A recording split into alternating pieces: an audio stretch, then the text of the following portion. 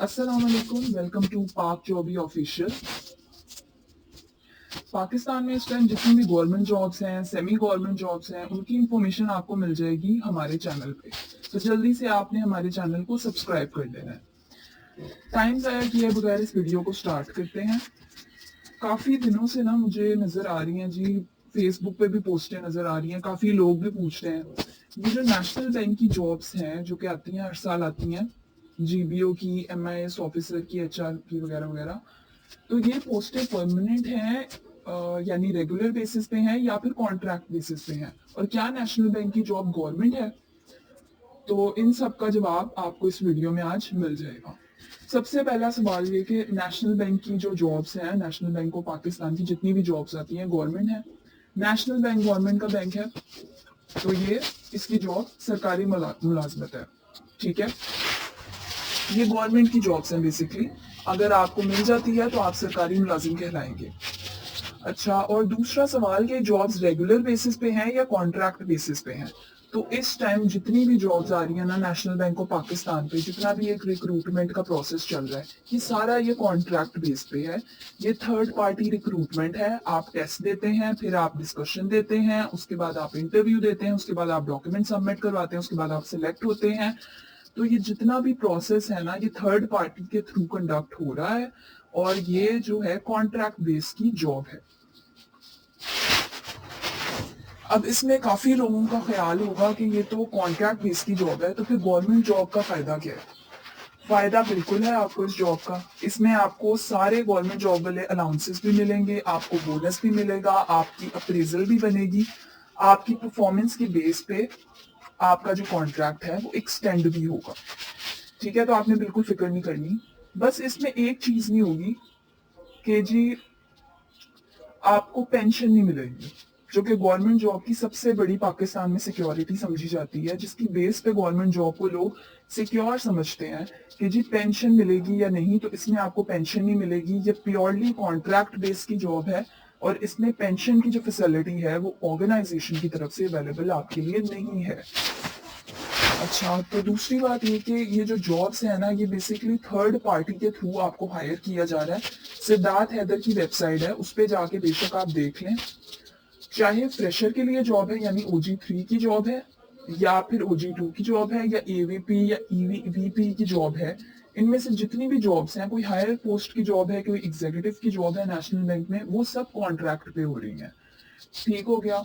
तो यहाँ से हमें एक बात का अंदाजा हो रहा है कि अभी के टाइम पर अगर आप नेशनल बैंक में अप्लाई कर रहे हैं ना, तो वो जॉब आपको कॉन्ट्रैक्ट वाली जॉब मिलेगी। सरकारी मुलाजिम तो आप होंगे, लेकिन आप जो जॉब कर रहे हैं वो गवर्नमेंट जॉब है ऑन कॉन्ट्रैक्ट बेसिस, वो रेगुलर जॉब नहीं है। लिहाजा इसमें आपको पेंशन नहीं मिलेगी। अब काफी सारे लोगों का इसके ऊपर होगा, ओपिनियन बन गया होगा जी गवर्नमेंट जॉब है तो फिर इसका फायदा क्या है अगर ये कॉन्ट्रैक्ट पे है। तो इस पे मैं अपना एक पर्सनल ओपिनियन आपको देना चाहूंगा कि आपको करनी चाहिए या नहीं करनी चाहिए। अच्छा, ये मेरा पर्सनल ओपिनियन है।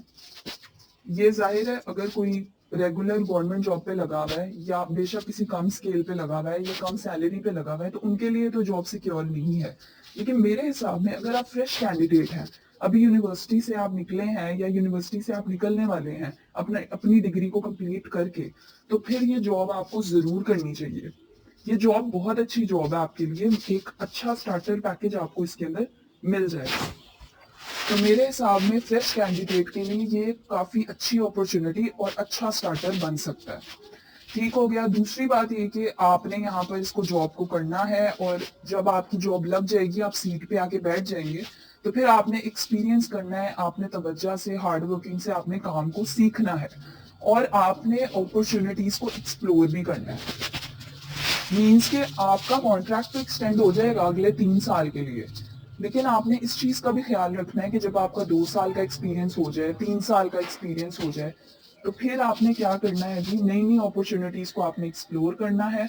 आपने कोशिश करनी है कि मैं इससे अच्छी जगह पे जाऊं। अगर आपको नेशनल बैंक में आपकी जॉब लग गई है, और काम के दौरान 2 साल के एक्सपीरियंस के बाद, 3 साल के एक्सपीरियंस के बाद आपको नेशनल बैंक में ही किसी हायर पोस्ट पे आप अप्लाई करके प्रोसीजर से गुजर के जा सकते हैं, तो आप जरूर जाएं। क्योंकि तो आपको पता होगा कि जी आपने कैसे थर्ड पार्टी प्रोसीजर से आपने गुजरना है, आपको पहले का एक्सपीरियंस है, तो आप अच्छी सैलरी पे और अच्छी पोजीशन पे पहुंच जाएंगे। तो ये कोशिश आपने जारी रखनी है। ये नहीं कि बंदे ने जहन में सोचा हुआ है कि जी कॉन्ट्रैक्ट की जॉब है तो ये तो मुझे कभी भी निकाल देंगे, ऐसे देखो नहीं होता, नॉर्मली ऐसे नहीं होता। अगर आप मेहनत से काम करोगे, तवज्जो से काम करोगे, तो वो क्यों आपको, मतलब आप तो उनके लिए अच्छा एम्प्लॉई ना, किसी भी जगह पे अगर काम करता है तो वो उनके लिए बेसिकली एसेट है। तो आपने इस चीज का पूरा पूरा आपने बेनिफिट लेना है। तो ये आज की मेरी वीडियो थी। ये सवाल मैंने फेसबुक पे बड़ा देखा था लोगों को पूछते हुए कि जी ये परमानेंट है या नहीं है। यार ये परमानेंट नहीं है।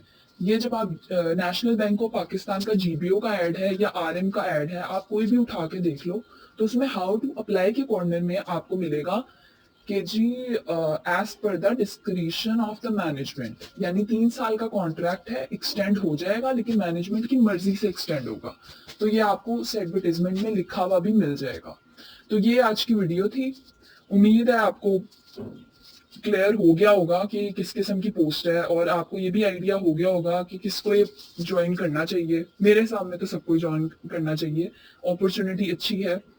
और बाकी जो भी आपके सवाल हैं आपके गवर्नमेंट जॉब्स के बारे में, और भी गवर्नमेंट जॉब्स के बारे में, सिर्फ नेशनल बैंक के बारे में नहीं, तो वो आप मुझसे कमेंट सेक्शन में पूछ सकते हैं। ओटीएस के बारे में, एनटीएस के बारे में, पीपीएससी के बारे में। तो आपने मुझे बता देना है कमेंट सेक्शन के थ्रू, आपने बता देना है। कमेंट सेक्शन में आपको आपके सवालों के जवाब मिल जाएंगे।